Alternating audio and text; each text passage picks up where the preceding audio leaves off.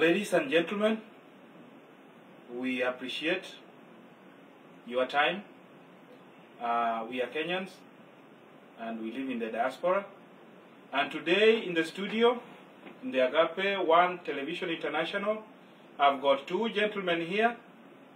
On my left is Mr. Metho.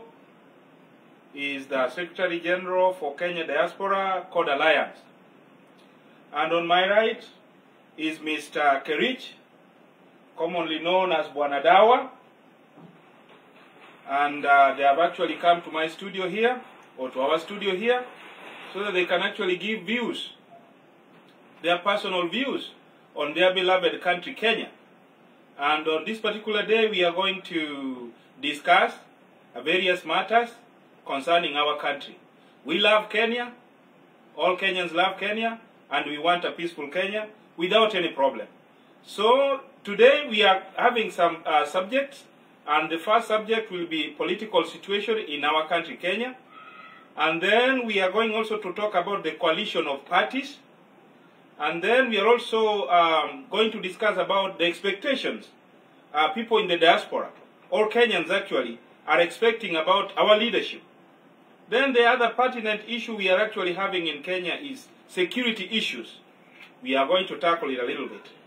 Then we are going to talk about the general economy in Kenya.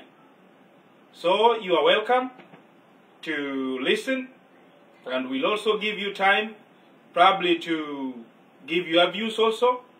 We are not really trying to pin anybody down. We are Kenyans, we love everybody. We want your views and our views actually to come together so that we can have a better Kenya. So to start with, we are going to start with the political situation in Kenya. And on my left is Mr. Metho. I would love you to give your views about the political situation in Kenya right now. Mr. Metho, what do you think about the political situation right now in Kenya? Bono Moeri, if you don't mind me using that name. Go ahead. Good evening. Good evening, sir. My beloved friend Bwanadawa, good evening to you. How are you doing today? Very good, Mr. Kerich. I'm glad to be here. And Bono Moeri, I'm humbled to be here. Actually, just to go ahead and just to maybe to correct on a particular issue that you raised, we have this new organization called the Kenya Diaspora Code Alliance. I think you mentioned about the secretary. Actually, I'm more of the communications coordinator. Thank you. But that is totally fine, because I think here we are paramountly talking about issues about Kenya. You and I, and as we know the political dynamics, things have changed. We've had this issue of alliances coming up. We have about betrayal, and but the underlying factor here is what is in stake for Kenyans. So to go ahead and maybe to kick off the discussion, I'll look at the political situation of this particular minute. I think for the last probably 2 months, we can say we've seen a lot of dynamics coming up, and these are dynamics about this alliances being formed. The underlying factor in the question here is, why are these alliances coming up in existence at this particular minute? And I think it's more of ideologies and a matter of maybe safeguarding your own personal interests. But the underlying issue is this good or bad for Kenya? Now, it is so unfortunate that it looks like now we kind of have like two horses in the front run. And I think we have, I don't know if you may allow me, I don't know if it's a donkey or a third horse that is now in play.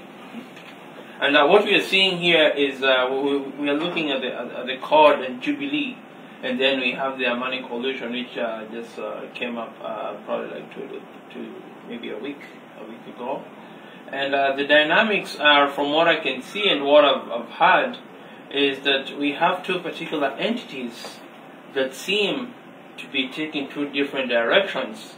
I remember one collusion by the time there were information, midway, the devil came in, the devil influenced on how things would be done. That has changed now. And it looks like the Jubilee coalition or the Jubilee Alliance, they seem to be doing their own campaigns. They seem to be successful as far as being able to mobilize big numbers, even though it's not all about having these big platforms in different corners, because we know so many factors are underlying and all this. You also have CORD. I think CORD is doing a phenomenal job. And the one thing that I'll tell you that I admire about the Chord Alliance is not once or twice. Actually, the Jubilee has even gone ahead and associated the Chord Alliance to having good relationship with the West. Now, you and I know very well, unless we want to live in another Zimbabwe, guys, it is very simple here. If we go ahead and have a government in-house that does not believe in associating with the Western world, then I think very soon we're going to be seeing the British Airways, Standard Chartered Bank, Barclays, and all these other places closing down. And it's going to end up being like Zimbabwe, where if you want to go home, you'll have to carry money with a wheelbarrow. And what I fail to understand at times is the same people who are saying we don't need the West, they're the same people who went to school here. They have their businesses here. I'm telling you, it's a big puzzle to me. And like 2 weeks ago, we in the court we had the Vice President, Honorable Vice President Kalonzo Musyoka. He came on Kenya Diaspora radio, and he candidly said, like, when they get in office, one of the very first things they'll do is to make sure that the diaspora will be able to vote. Now, we know with politicians they make these promises, but at least I feel contented when I see somebody coming front and say, you know what, we'll do this. And we told him, we asked him, Bona VP, is this discussion in writing? Now, you do understand that whatever you're saying here, it is being recorded. You say, guys, I understand that.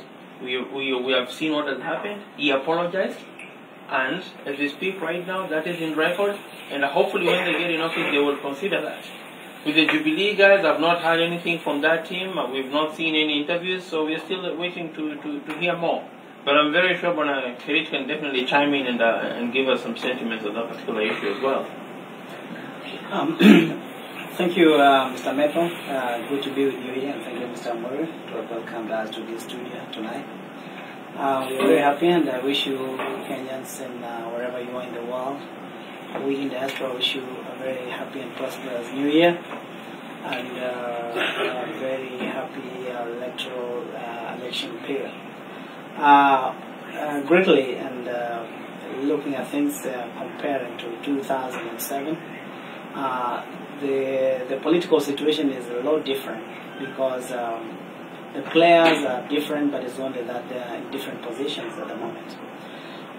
Going back to what Meto has said about coalition and what these parties actually believe in, or what they are really trying to influence Kenyans on.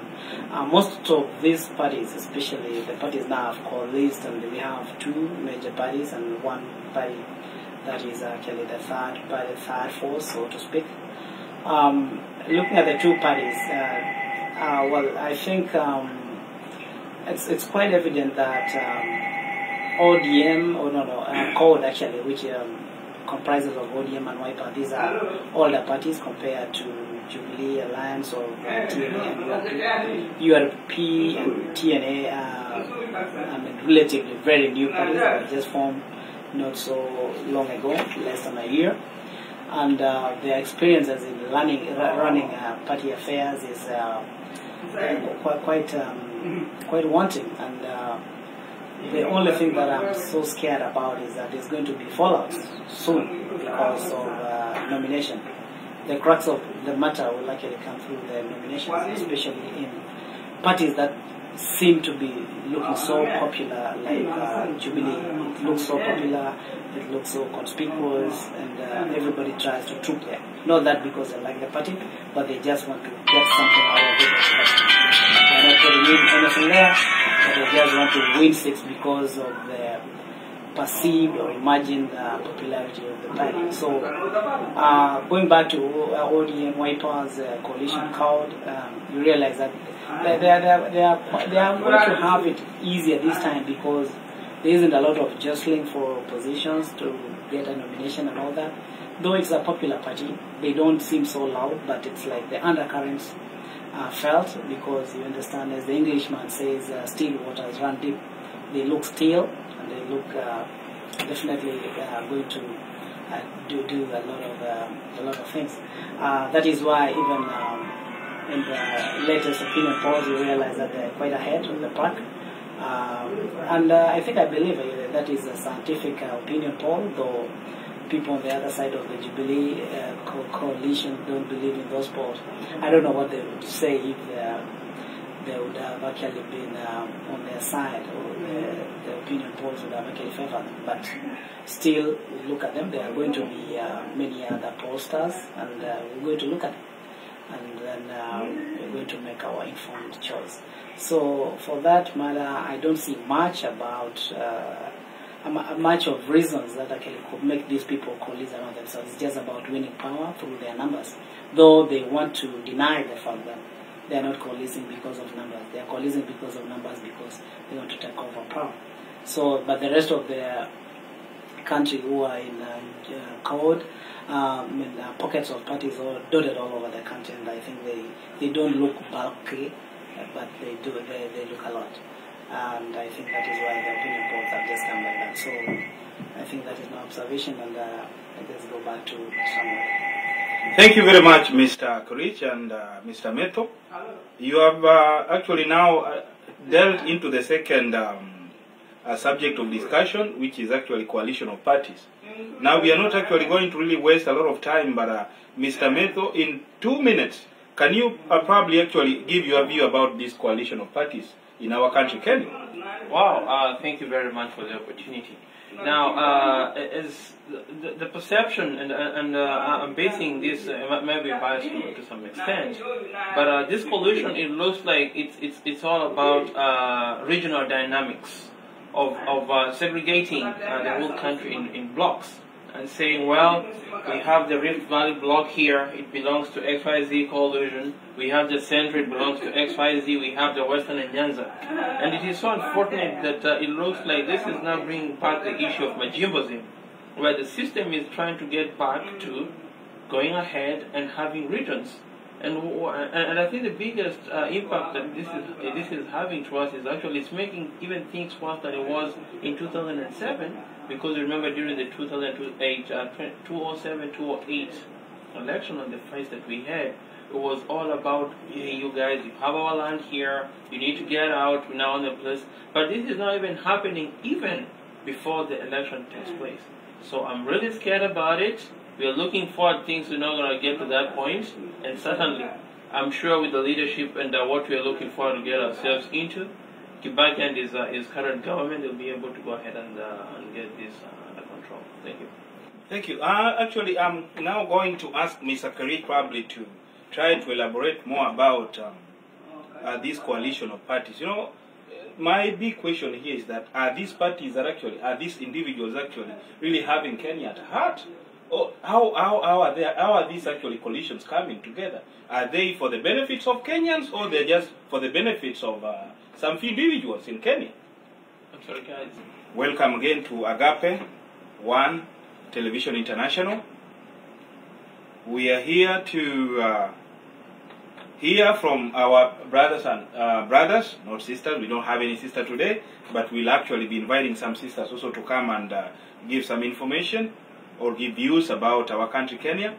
And our subject of discussion today was about political situation in Kenya, coalition of parties, expectations of Kenyans, both in diaspora and in Kenya, security issues, general economy, and the coalitions we are actually having in Kenya. We are continuing from the coalition of, this coalition of parties. My biggest question, or my biggest worry here, this question I'm actually shooting it to Mr. Meto. Mr. Meto, what do you think, or as in your own words, what do you think, or what do you see actually in these coalitions in Kenya? Are they there to help Kenyans? Are they there to make Kenya to be a good country, or what do you think? Well, Bonamari, thank you very much for the sentiment and the question that you're sharing with us. Now, yeah, to some extent, I can see we have coalitions that are there for the betterment of Kenya, and then we have coalitions that have been developed for convenience of individuals. And I think that's where we need to go ahead and draw a line on the sand. And typically, it's about Kenyans understand and have a good understanding of which coalition is there for Kenyans. because and the reason I'm basing my discussion on this particular hypothesis, if we want to call it so, is we have an issue here with the Jubilee coalition. Now, we do remember, and I'm very sure my beloved friend here, you can definitely share this with me to the same extent. We remember at some point when CORD was typically signing the agreement at the KICC. From what I read from the newspapers, is the same day Uhuru and Ruto flew over, and by meaning of flew, they drove to Mudavadi's residence to beg him to join and be part of the coalition.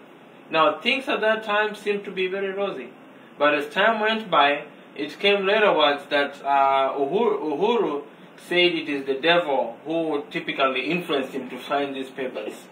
So my friend here, my question is, who is this devil? We have not heard about the devil. We have heard about the devil. The question is, who is this devil? Mudavadi states candidly that he signed the papers, his lawyers were there, his attorneys were there, but Uhuru alisema ni mashetani. Na hii mashetani hata sijui vile ilifanya niweke hii sahihi. So wananchi decided that regardless of the devil not being there, that is how things are going to be evolving, and that's why I think our friend Mudavadi is now with the Amani coalition. But I can see here my friend Banakirich is itching. I know he has some good sentiments to share with us as well.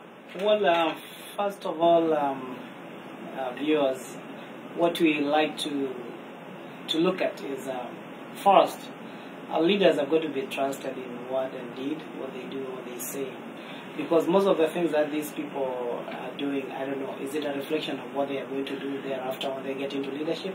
I don't know. Your guess is as good as mine. So if the signing of this agreement between Mudavadi and TNA coalition was dishonored, how do we trust that the same leaders are not going to dishonor our agreement between them? And then, owing to the fact that there is a lot to be done about the new constitution, the constitution is going to be implemented fully, and you see there have been a lot of hitches in like funding also the county governments. People have been withholding funds. It is actually quite disheartening to see situations like the Minister for Finance, Mr. Gidai, has actually been holding back funds to go to the counties as complained by Cheserem. And yet, in the dead of the night, he was busy passing a bill that was actually going to give perks to members of parliament to the tune of 9.3 million per MP. I mean, that was actually going to tabulate to something like 2.5 billion Kenya shillings. I don't know where they would get such amounts of money. I mean, these people have actually been so greedy, and when you see that such behavior has actually manifests itself even in the coalition government, because it's just about greed. They coalesce because of greed. Let's look at coalition. One of the leading lights of Jubilee coalition said they are coalescing. They don't want to agree that they are coalescing because of numbers. They feel ashamed to say it. The large populous communities of Rift Valley and Central Province are coalescing because they want to coalesce to get power. But when they get to that argument, they say, no, we are not doing that. We are doing that. Simple reason said by a leading light in the coalition, in this Jubilee coalition, that the coalition comes about because the two communities in Rift Valley and Central have been fighting over the years, and it is for the same reason that these people are going to be together so that they don't fight again. Well, when I look at it myself, I think that is a very ephemeral way of looking at things. If those people break apart next season, doesn't it mean that we are going to go back to where we were? The other thing is that they forget that our constitution actually has captured very well the issues of historical injustices. The historical injustices are here to stay with us for quite some time. In as much as we do those issues of temporary agreements so that we don't fight this time, we addressed our historical injustices that was actually captured, that was supposed to have been addressed in Agenda 4. That is one thing. That is the most important thing that we should be looking at, and not actually coalescing so that we can actually stop fighting just for one moment, and then next moment we are fighting again. That is my take on that. Thank you, Mr. Kerich. Seemingly you've got a lot to say, and what my question was really, is it actually going to make Kenya actually good. You know, you belong to the CORD Alliance or CORD Coalition Party. You know, this brings together ODM, Wiper Democratic Movement, Ford Kenya, and other smaller parties. But now, you as an individual, what can you really articulate to Kenyans and actually tell them that you think that your coalition is actually the good one? Why do you support CORD? Are they having something actually specific to offer Kenyans? All along, my gut feeling has been telling me the leadership of CORD has actually been very easily approachable. These are the kind of people I believe can listen. They are the people who can listen, and they've been talking about a lot of things as concerns development. One, most of these people in the coalition, in the CORD coalition, have actually not been tainted in corruption. So that is one thing. That's a plus for them. And when you go to the other side, we have people who have actually been working in and out of courts for other issues.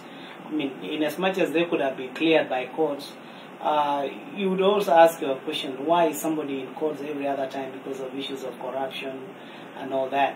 Now, when we go to others are coming in as for actually simple reasons of being coming from influential families who have actually been in leadership before.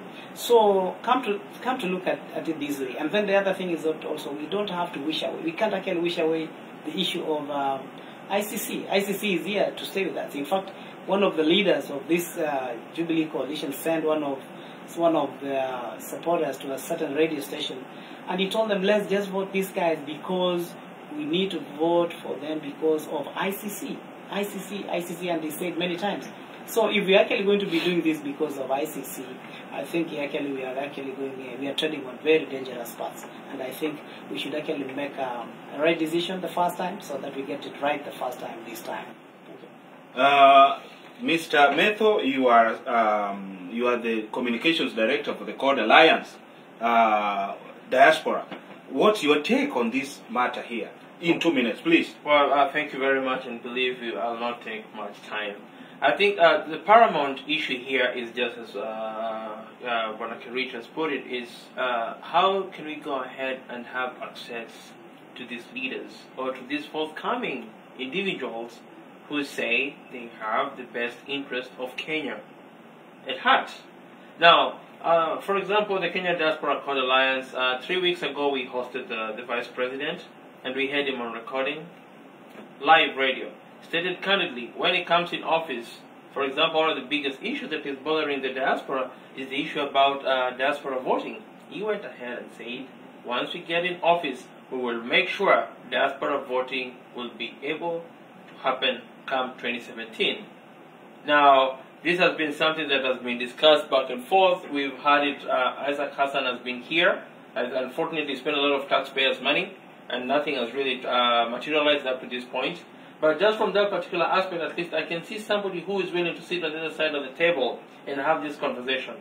So having that conversation to me really means a lot, rather than being able to say, yes, we have this leadership which does not even care about the West, or does not even care about the diaspora community. I am here in diaspora. I am a Kenyan. By birth, you name it. I am diehard Kenyan. I love my country, but at the same time, the leadership that is in place needs to have a heart or a place where I can definitely have my communication with them being open directly. Thank you. Thank you for answering that question. Before we go back to the same issue, because we've got lots of things actually to talk about, this coalescing of parties. Now, we've got a gentleman here, he's called Mr. Bill. You've just actually landed from Kenya. We are just two days old right now. Thank you. You still have a jet lag. Now, what's your take? You know, you come from Kenya, and can you please tell us what is actually on the ground in Kenya? Actually, thank you actually for inviting me. Actually, I think things are a little bit confusing on the ground. People really don't know exactly the best way forward. I was there and I was talking to people, and actually some of the people are still confused right now. They don't know who to vote to. They don't know who to trust. But, you know, so just the way from the discussion was that they need to come out. Our leaders, the ones actually who wants to lead the Kenya, they need to come out and give specifics to people so that at least people can be able to understand exactly what's the stand. Because at one time I was being told that I found it funny because someone said that they're just the same lions. The only difference is that they're coming from other sides. The last time they were coming from the east, now they are regrouped and they're coming from the north. So you see, when people have that kind of that kind of mentality, then there's a problem somewhere, because it looks like our leaders are not really telling exactly what they want to do.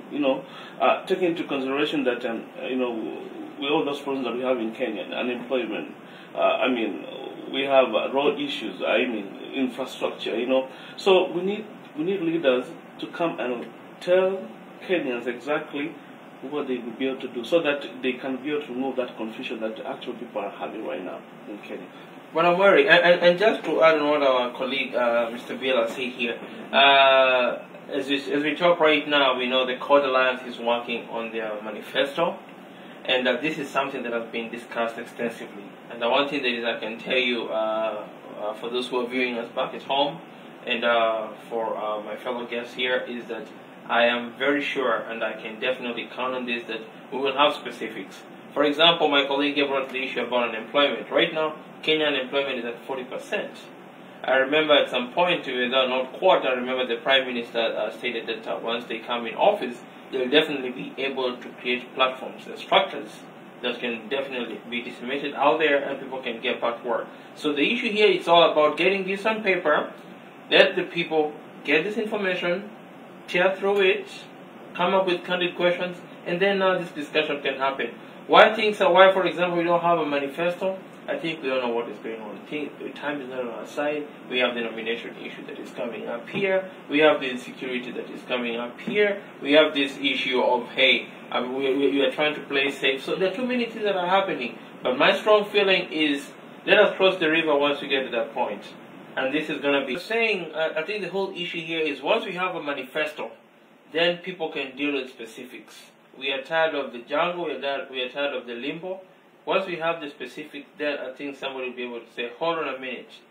But William Ruto, you said you're going to give this 100 million to this new constituency. Who said money is the issue here? It is not about the money, it's about the structures.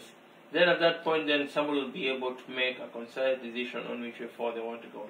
But, yes, thank you very much, Mr. Meto. And I believe that you've got a lot to say, but because of time, we are actually going to, we have got around 3 issues we are going to tackle, and I'm actually giving everybody probably 2 minutes each to try actually in each topic, you actually touch on it.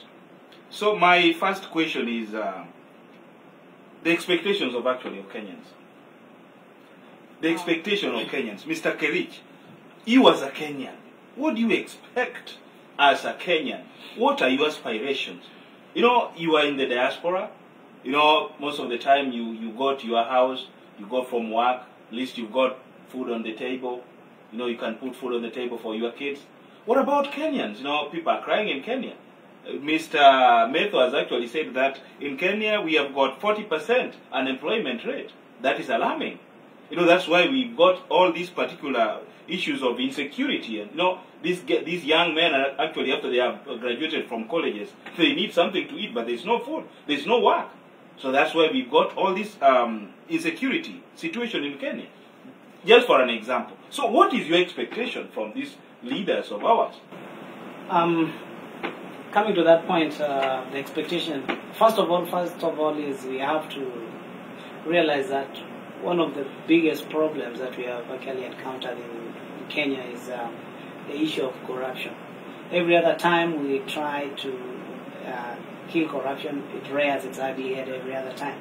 So in matters of security, you cannot rule out corruption. Corruption has actually been one of the key issues that has actually compromised security in the country. One, the enrollment of youths into the police force, the army, and all that has been very skewed. It's not been very competitive. It's not been on merit. So it's not in the olden days where people would actually merit, and even promotions have actually been done in a way that it doesn't merit.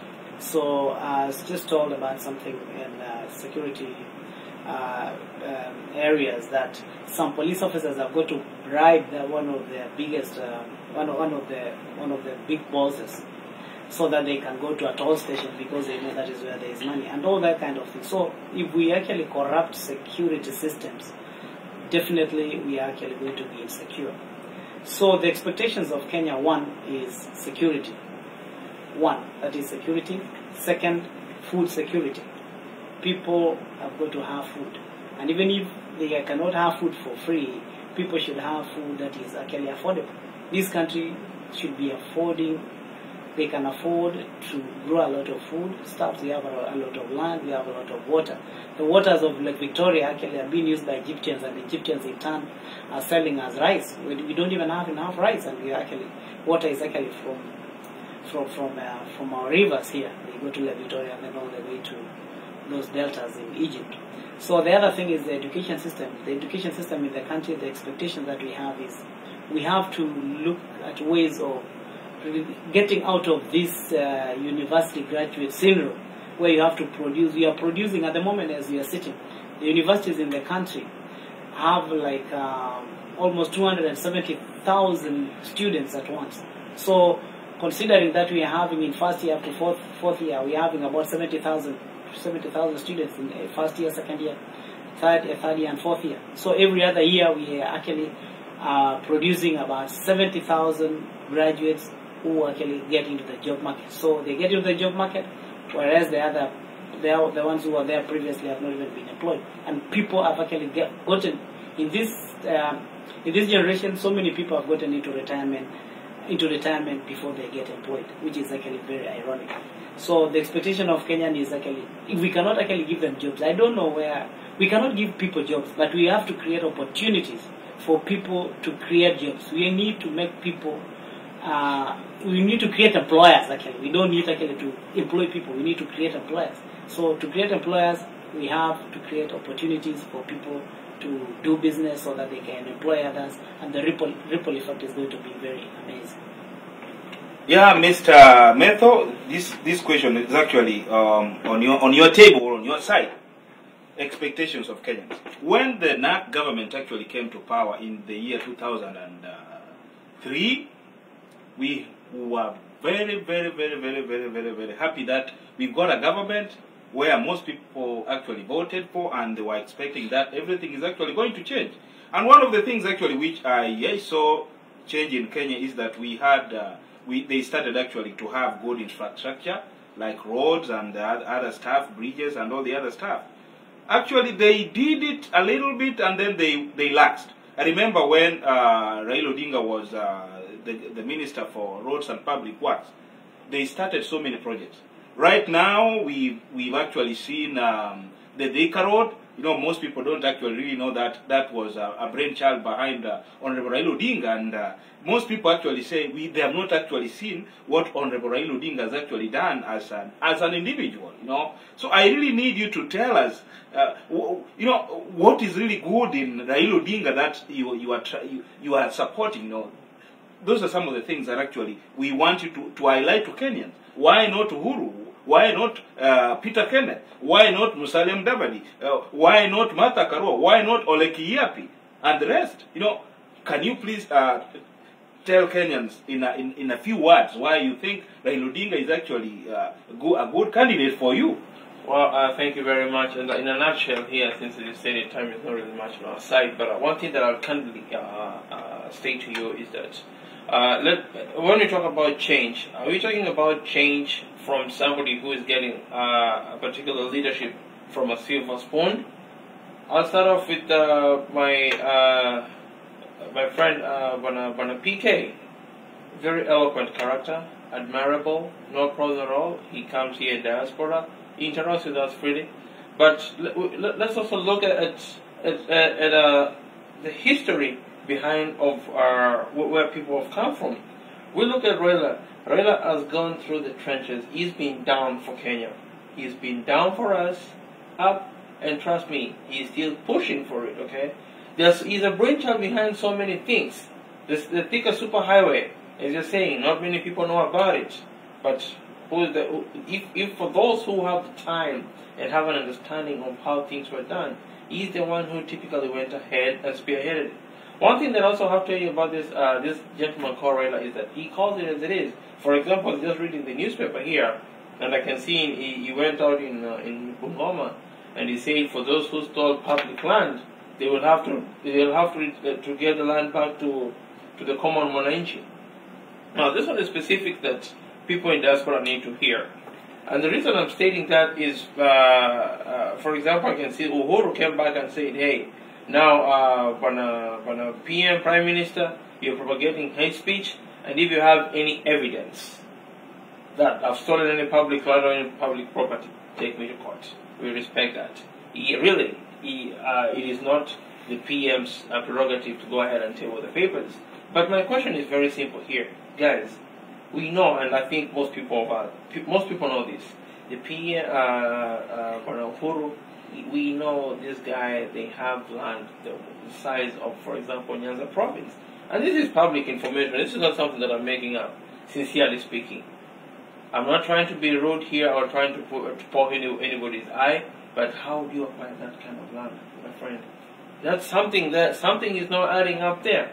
So for you to go ahead and tell us you have the audacity of saying, how did I steal land? Yes, maybe you didn't steal it, but the way you got it was not in the right way. All right, and from what we've read on this kind of some of these people's backgrounds, some people have never worked. I've not seen anybody who has been hired or employed to be able to amass that kind of wealth. So these are the questions that are being brought on the table. Now, politics is also a numbers game. All right, as a person, I say I want to run for a big office in Kenya. Unless I go in Kenya and sell myself to the people, and people can identify themselves with me, that's when they'll feel comfortable being able to vote for me. PK, I feel like his time is not now. Very good, eloquent, good ideas, clean track record, excellent performance as far as the time is concerned, but he's still not there. As far as Kenyans are concerned, we are not there yet. We will get there once we get to the river, but for right now, it looks like the man to beat and the man who's going to be our next president is the Right Honorable Raila Odinga. Thank you. Thank you. That's why you are supporting Raila Odinga. Those are your suggestions. Mr. Bill, you came from Kenya the other day. Yes. So I want you actually to start with the security issues. When you were in Kenya, were you safe? He was probably hanging around. Anyone's guess, actually. That's a problem that actually it's a problem that actually has hounded Kibaki's administration. It's because of security issues, and actually, when you walk around, you don't feel safe. That's for sure. I mean, probably if you have a problem, you try to call the police. They'll tell you that you have first of all to put, gas in the car before they can be able to come. I mean, this is the situation. These are the people that have been trusted, to actually protect us. And when you approach them, they're telling you that first of all, make sure that you gas the car before they come and help you. I mean, look at that situation. It is a very dangerous situation, and yet someone is telling you, hey, we don't have gas. I mean, that, for any country to reach that goal, actually, the most important thing is always the security, because we need these people. We need these people so that they can be able to work for the country. Now, if the same people are being killed en masse, I mean, what do you think? I mean, how are you going to get to this vision 2030 if actually you're not protecting these people? How are we going to get there if all our intellectuals are being killed and nothing is happening? You have seen how many people have been killed. I mean, sometimes there was a lot of people, the doctors, and people are being killed. So, I mean, that's an issue that the government has to look into it. And if we want to reach the 2030 vision, then the security, let's have that plan. And I mean, I'm just trying to request our leaders, the ones who are running for the office, to tell us exactly what they're going to be able to do about the security, because it's become a minus to the Kenyan and how the diaspora are very relevant. And but I want to just add on what my colleague is stating here. Let us go ahead and call a spade, not a big spoon, guys. We remember what happened in Garissa. Who was the first leader to get there as far as these presidential candidates? I think actually, if I'm not wrong, Raila was in Malaysia. And when he got in town, the first place that he landed after getting in Nairobi, this guy, he went to Garissa. I remember very well, he was down there. So it is very simple, guys. We have somebody here who has his hands on deck. Yeah, and on top of that, actually, yes. So to add on what you're saying is, when Raila went to Garissa, he said people's properties that were destroyed by the military, they are going to be compensated. But it was quite disheartening again to hear some ministers actually in the same government, was it Esther Merugi, for special programs, are saying, no, the government is not going to compensate anybody. I mean, like, surely, if these people have no heart for, I mean, something has happened.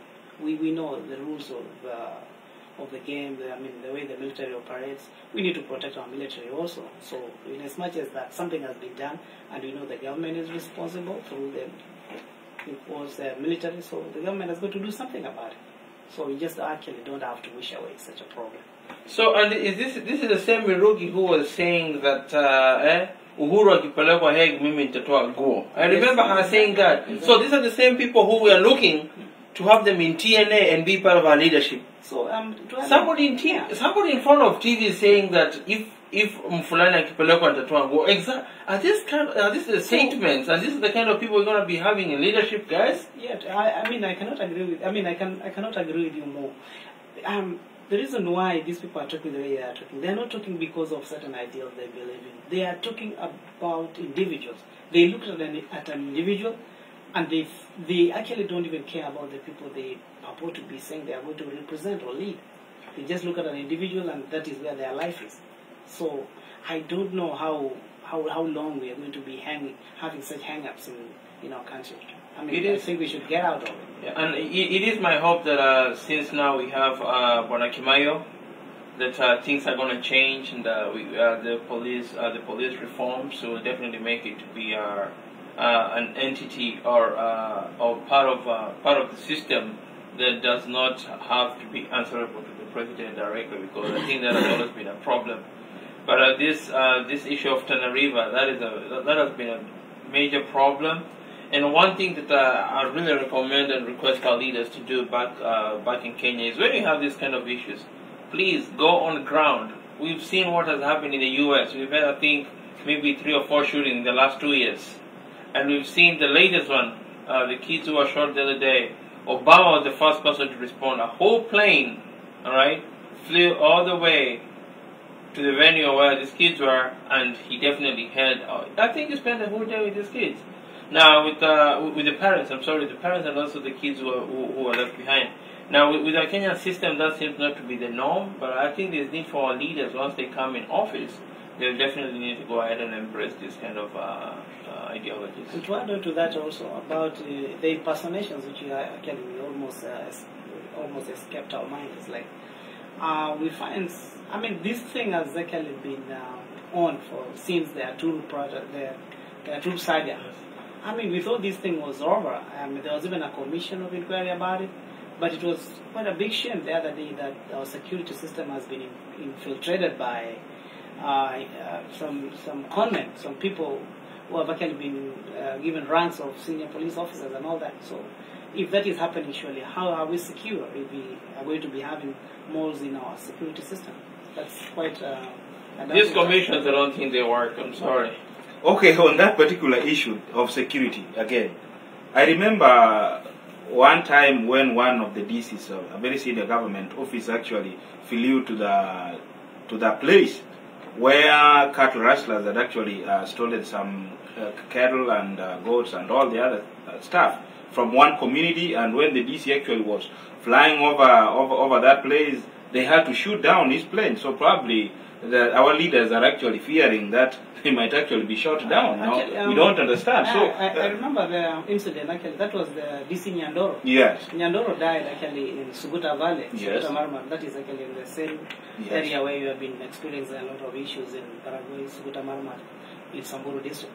So it's not even a question of fear, but I think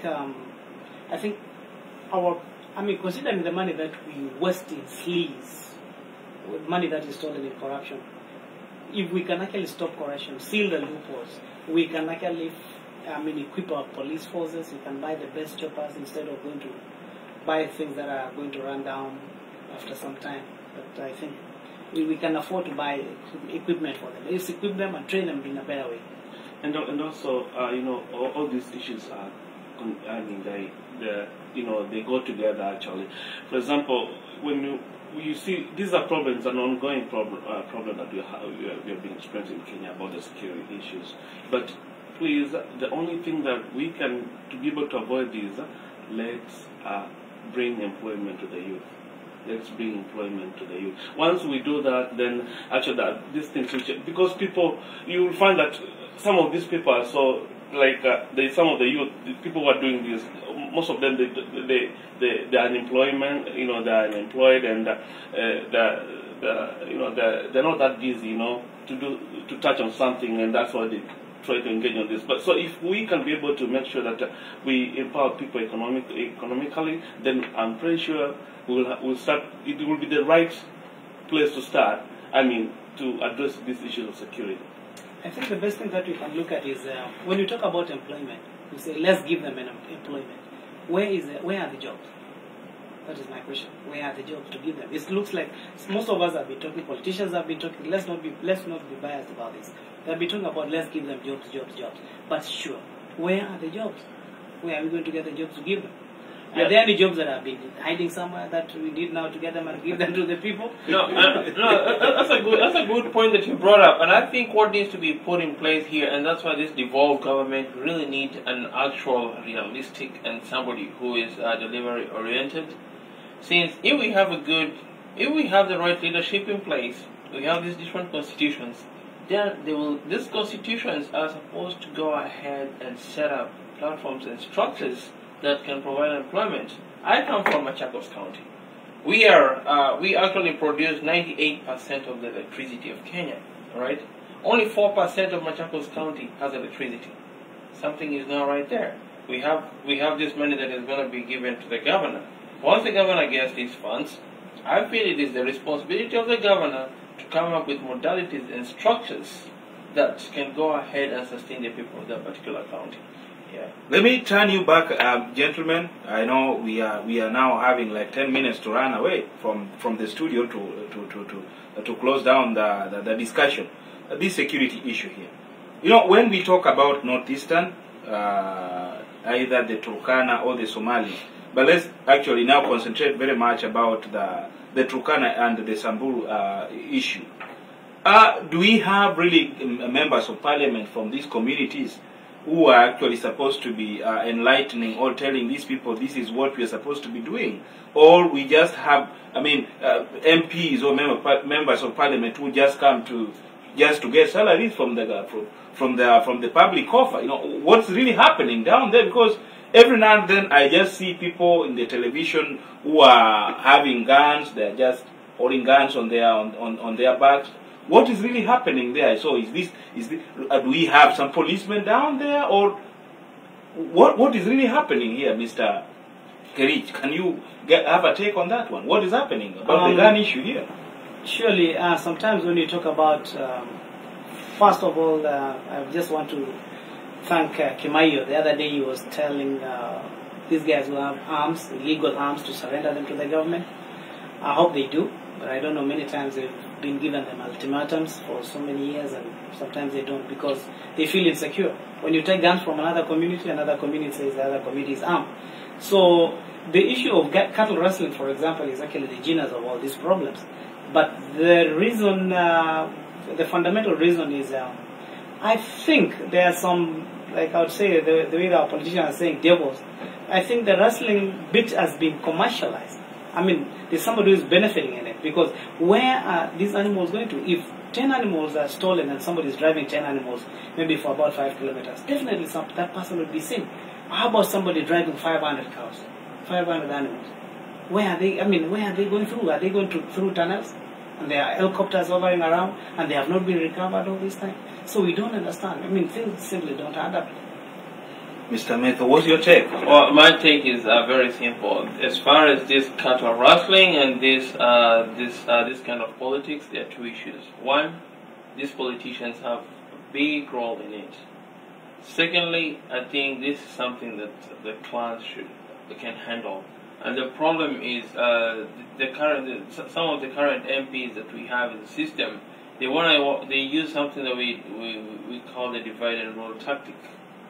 What happens? I go ahead and make sure this clan does not get along with the other clan, and I become like the mediator. So whatever I tell you never goes to the other person, and whatever I tell him never gets back to you. So at the end of the day, I'm the best guy to deal with, because between the two of you, you don't know what has been going on.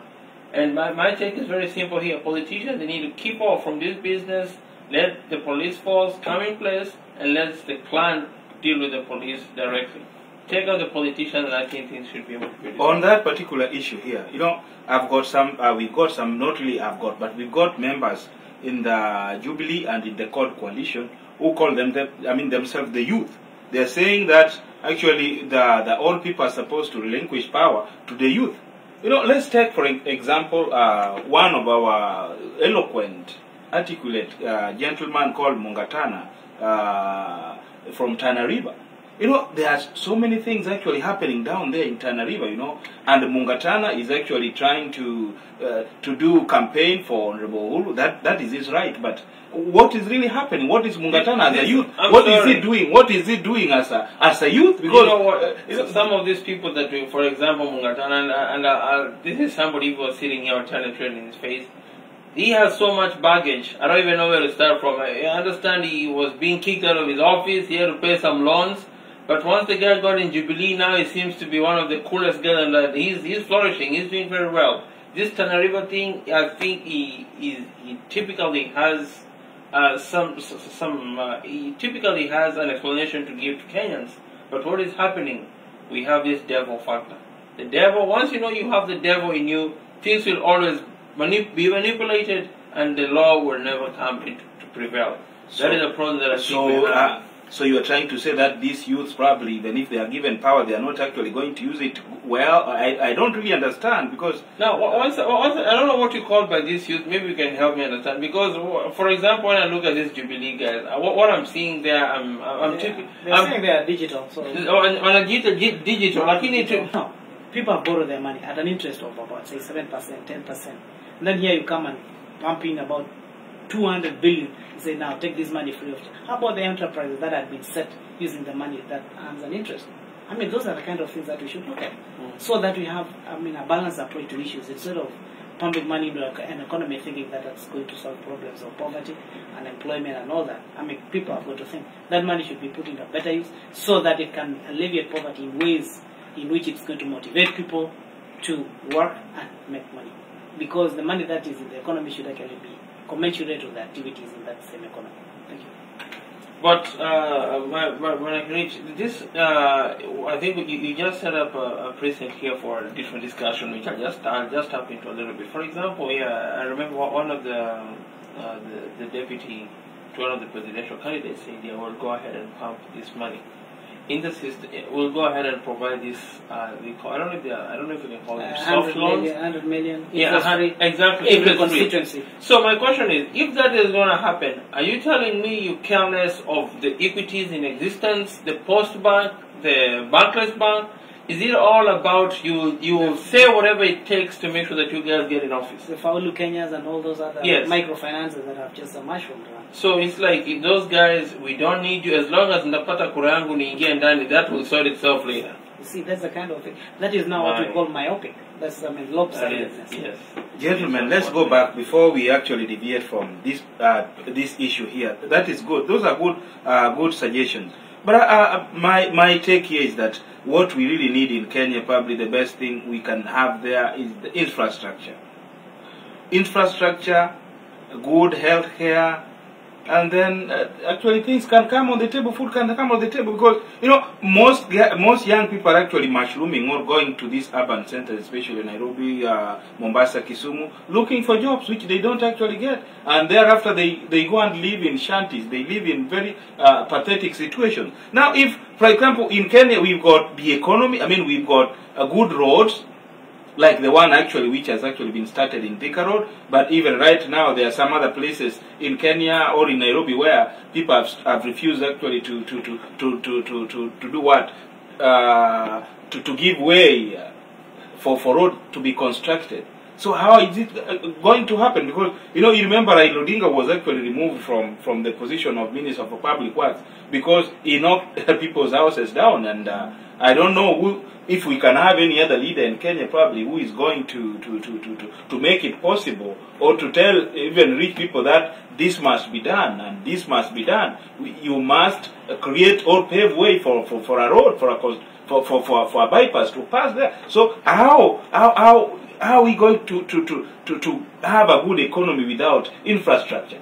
When you go back to your country, I mean, you are to Rift Valley. I've been staying in Rift Valley for several years. If we don't have good roads to go and bring the products or the produce from the farms to the factories or to the market, how are we going to grow the economy? So the number one issue here should be the infrastructure. So what is your take, Mr. Bill? You've been in Kenya. Can you tell us, before my friend here, that issue is actually burning his heart? You just touched a very, very important issue, and that was one of my problems. Like when I landed in Kenya, infrastructure. Because I don't believe that there's any way a country can be a superpower country without the right infrastructure. Infrastructure is the most important thing. And actually, right now, I'm just trying to request those people who are aspiring for to take off the office. That's an issue that they have to look into, because okay, I'll just go back to a little bit and say exactly, because we want somebody, because he will be the person from my community, and they will have to make the roads to in Western, for example, we want to put Davadi because he will make the road. And then I always pose this question, like, are you telling me that Western has different currency from Rift Valley, has a different currency from Northeastern? So if we only have roads in Western province just because Mdawadi is coming from Western, how about, we are farmers. We depend on, our economy depends on agriculture. And I have to transport my things from Western to Northeastern. So if the roads are only good in Western, how am I going to get myself to Northeastern so that I can go and sell my produce? Or how would you be able to do? So that's something that we need to change. Let's change that kind of thinking and say that, because we want our president, because things will come on our side. We use the same currency. Because if a kilo of meat will be 480 in Western, trust me, it will be 480 in Northeastern. So, because we depend, it is the same, we are using the same currency. So, please, people need to change that kind of mentality and actually be able to improve the whole of Kenya. This is our country. It's the country we love. All of us will love the country. And for just to go a little bit behind and touch on these issues where we're having all these problems in Kenya. Baragoi, Turkana, Samburu, Pokot. Are you seeing any kind of relationship with these places? You can see there's this, because these are the places which have been left.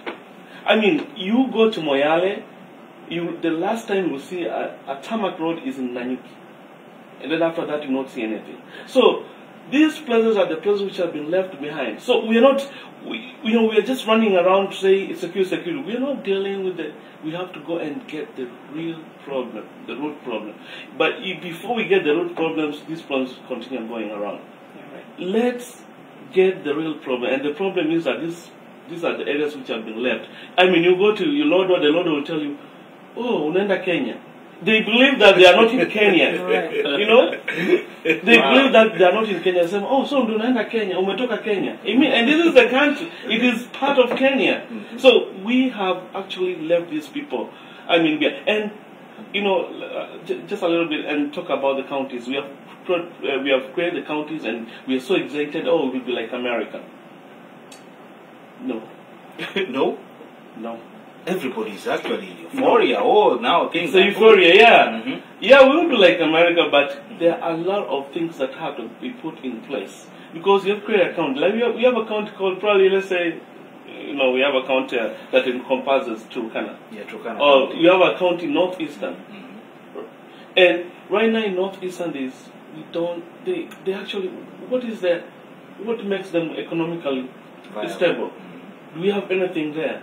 Right now, oh, it is a county, yeah. Do you have anything that is stable, that actually the government has created, that these people will be able to depend so that this county can be self-sufficient? That's the question that we have to ask. So, you know,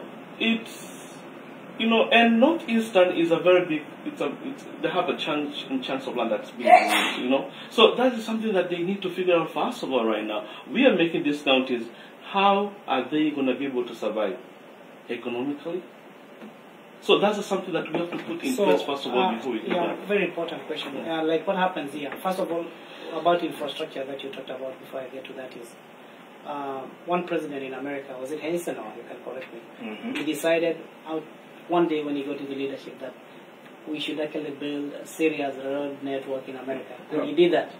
And that is why it is the reason why where America is where it is today is because of his ideas. Because by that time when you said let's just do a road from north and south, southwest and east and do a road network, that has actually made America what it is today because of infrastructure. I know most people think that we have to take a road up to some point and then just leave it that way. But we have to consider one thing. The devolution itself in its entirety is actually going to bring about this change. What I would like to ask Kenyans is to get rid of this presidency syndrome in their mind. The president has nothing to do. Even Kibaki right now is very little that he can do. Every other time he says something, people go to court and he's withdrawn and he just goes back to State House to stay with his wife Lucy. So where's Lucy, by the way? We have not seen Lucy lately, guys. This is strategizing on another issue. So to speak, we don't even need a presidency. It's just ceremonial. I don't even know why these guys want to kill themselves. It's not life or death. Because we are actually going to be fighting in the counties to develop the counties and fighting because all the monies will be coming to the counties. So it doesn't matter whether Mudavadi is the president or whoever is the president or whatever it is.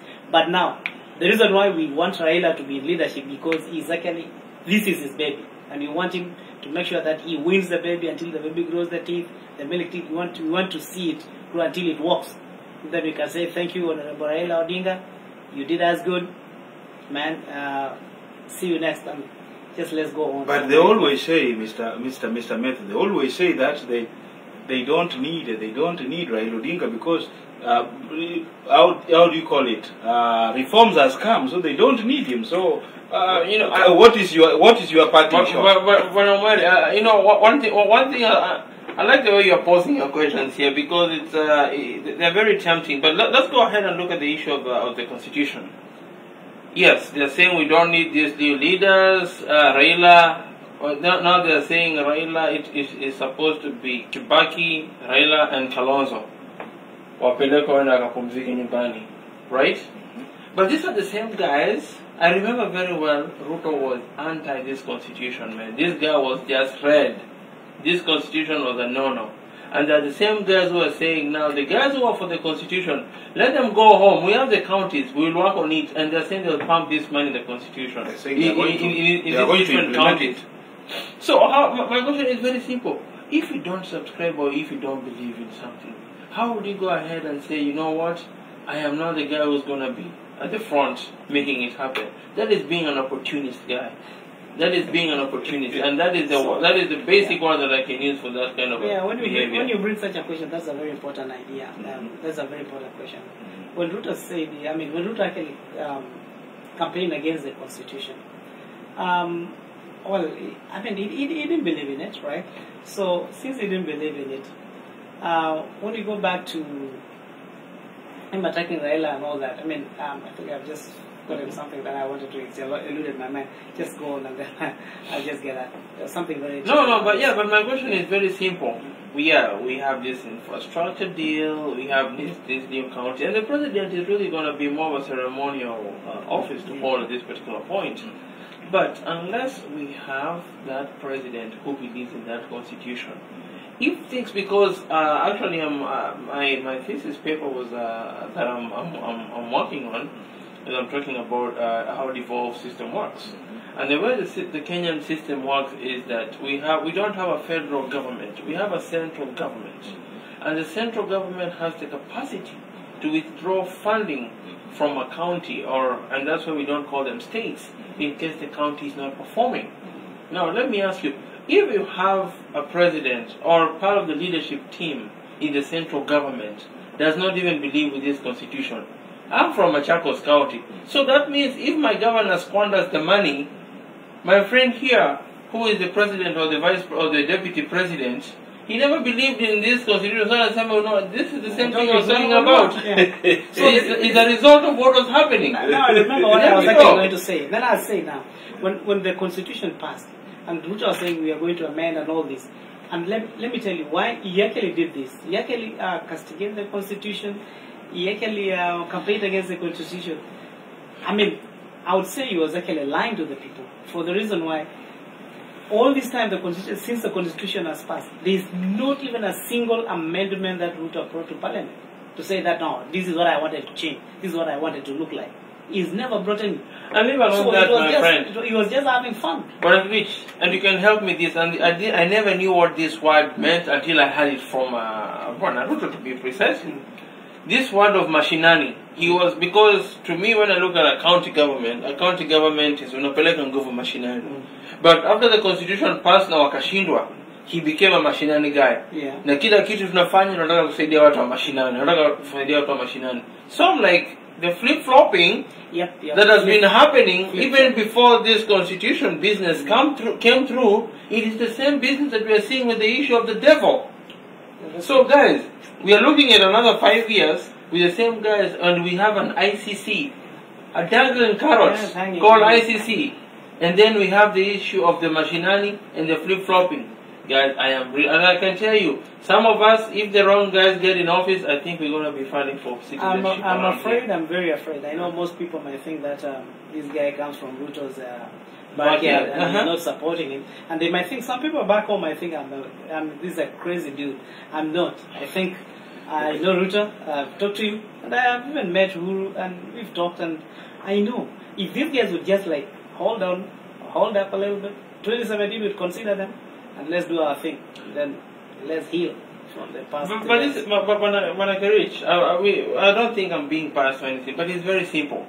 If I have an issue, or if I have something pending in court, or if my record is not clean, typically, I will take it upon myself to go ahead, let it be cleaned up. It is just like getting a job even in the US. But you see, my brother, let me ask you a question here. A quick question. Yeah. You're going to get a job. You're applying for a job, and in your job application, it will ask you, do you have any pending case? If you have, then you have a full paragraph that you have to explain yourself. And believe me not, I've been in management positions. I will not hire you if you have anything pending. Yeah, gentlemen. Yeah,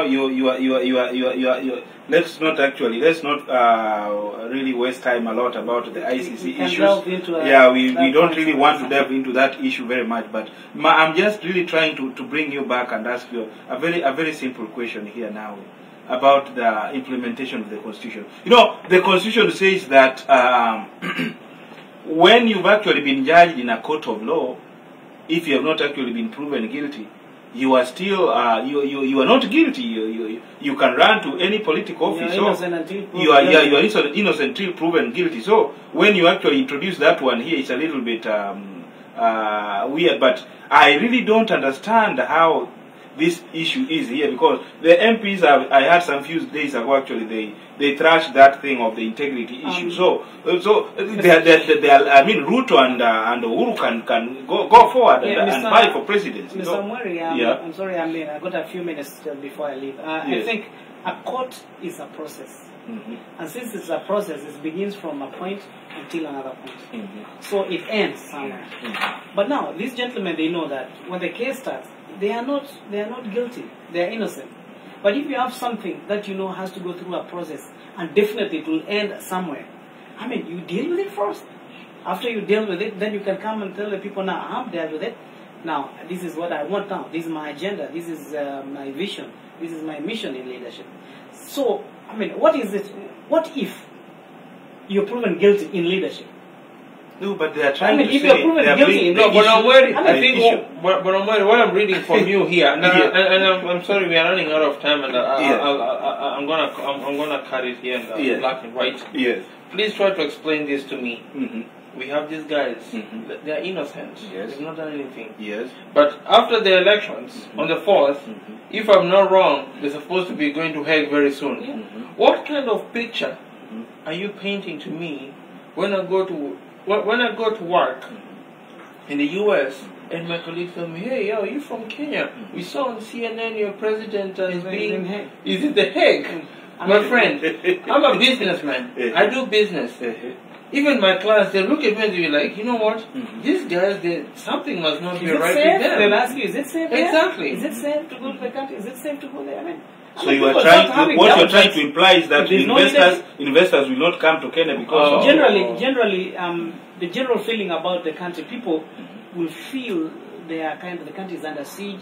I mean, what is this country that its leadership is in court? I mean, they've been either they go through a court process or something like that. So they don't think that the country is safe, or I mean, its leadership is. But why the following? Why do they have so many following? You know. They have exactly. Okay, Mr. Bill. Even a madman always has I mean, tell me, you start anything, you always get followers. But the main thing here is that these followers, sometimes they have been brainwashed. They don't see. So they need some light. They have to come and tell them this is exactly. So right now we need, Kenyans needs to be educated. You know, they just don't know anything about. Like the other day when Ruto was asked, he cheekily said, we can run the country through the internet. There is the internet. I said, surely, how many people, even if you run your business on the internet that way? I mean, they are board meetings. I mean, running a government is not running a business. It is not about writing emails. But I'm worried. You're saying they have a large following. Yes. I don't know. I don't know how I can put this in the most civil way across to you. But it looks like you're forgetting that we have a 10 billion account here that we are working with. So definitely, as you know, Kenyans, being in Kenya, born and raised there, with 10 billion, I can be at The Hague, and I'll still have a following. Yeah, so that is what I'm trying to share with you. So you want to say that they are bribing their followers to follow them? It is not a matter of bribing. They have got tons and tons of MPs actually following them. You will help me. You'll help me crystallize this. I remember very well last week, Honorable Charity Kaliko. She said this, and I'll even quote in Swahili. And if you want, I can use the vernacular. If you want me to go that deep, even though I will not go that deep. He said the problem with Kalonzo, you don't have money to kupatia wananchi, because Kalonzo said there is a plan in place to go ahead and swing the eastern vote. And Charity came back and said candidly, this guy does not have money, ana roho ya kupeana na yaacha kupiga siasa. Siasa ya Kenya inatumiwa na pesa. And also his colleague, this Kiama Kalonzo, if I'm not wrong, they say they have resources, and when you get in politics, money has to be used. Money can be used to put gas in the car, but don't use money to manipulate the electoral. We've got the constitution, we've got the constitution which says very well that you are parting short. Everybody's going to have a 2-minute parting shot. We have got this constitution which says that if you are going to bribe people, you're supposed to be what? You're supposed to taken to jail, or you are supposed to actually your aspirations or your expectations to go to parliament. That act did Going go to through. yeah, exactly. That act No, in it doesn't parliament go did not through. go through. or it didn't go through. No. So we are back where we were. I think it might be looked at in the next parliament. Okay. Yeah. Because actually they even brought up the issue of the 10 billion Mhm. and they said we cannot discuss about funding, political party funding, because the bill has not become law yet. Yeah. How do you expect this thing to go through when the culprits are the ones sent down?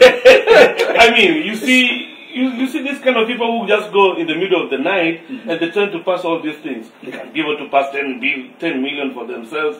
So what do you think, you think they'll be willing to do that when they know exactly they're the ones who are doing it? It's like you were saying that unapatia mwizi unawambia mwizi mwenyewe ajishike. Mwizi atajishika namna gani? Thank you. You're parting short, Mr. Well, no, thank you very much. I don't think I have much to say apart from my fellow Kenyans. Please let us sober up. Let us not use tusipige kura kulingana na mfuko. You know, there's a saying that I remember my dad used to say is that the problem that we have with our people ni wamezoea kupewa kama 500 na kila mwaka anaambiwa afanye nini? Kula tumia. Nikikuja next time I'll give you another bit. That is not the issue. I think we need to go ahead and base our politics on policy, issues and deliverables. Thank you very much. Thank you. Mr. Kerry. What I really want to tell Kenyans at this point in time is to have a liberal mind. A liberal mind is a mind that can think and make a decision, and not only any decision but a wise decision. So that you are not actually made to think, or somebody thinks for you and then you just become mechanical. So think wisely, work hard, pray hard for a good and prosperous country. Thank you.